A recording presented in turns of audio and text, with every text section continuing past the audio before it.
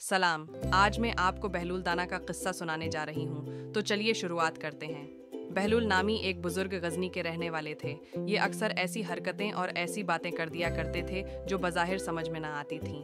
भूख लगती तो भर मजलिस में कुछ लेकर खाना शुरू कर देते। नींद आती तो चाहे कोई अमीर या गरीब पास बैठा हो, ये पाँव फैलाकर लेट जाते। इन बातों से बाज़ लोग उन्हें बहलूल दीवाना कहते थे और बाज़ बहलूल दाना। एक मुरतबा किसी ने कहा, बहलूल, आपको बादशाह ने गुधों का हाकिम मुकर्रर कर दिया है। फरमाया, फिर यहीं बंधे रहो, यानी तुम भी गुधे हो। एक मुरतबा किसी ने कहा, बहलूल, बादशाह ने तुम्हें पागलों की मर्दमशुमारी का हुक्म दिया है। फरमाया, उसके लिए तो एक दफ्तर दरकार होगा।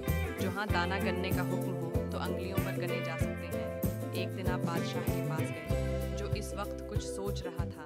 आपने पूछा, सोचते क्या हो?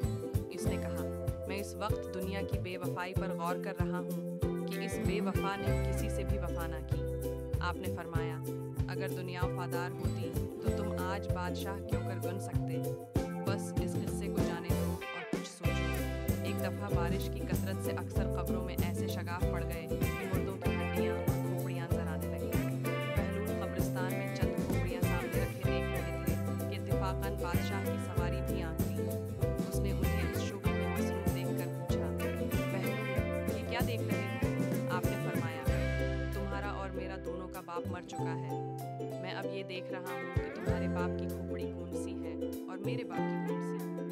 बादशाह ने कहा, क्या मुर्दा अमीर व गरीब और शाह व गदा की हड्डियों में भी कुछ फर्क हुआ करता है कि पहचान लोगे? बहलूल ने कहा, फिर 4 दिन की छोटी नमूद पर बड़े लोग गरीबों को फकीर क्यों समझते हैं? बादशाह कायल हो गया और इस दिन से हकीमी अख्तियार कर ली। इस कहानी से हमें ये सबक मिलता है कि दुनिया में अमीर और गरीब, बादशाह और गदा सब एक जैसे हैं मौत के सामने।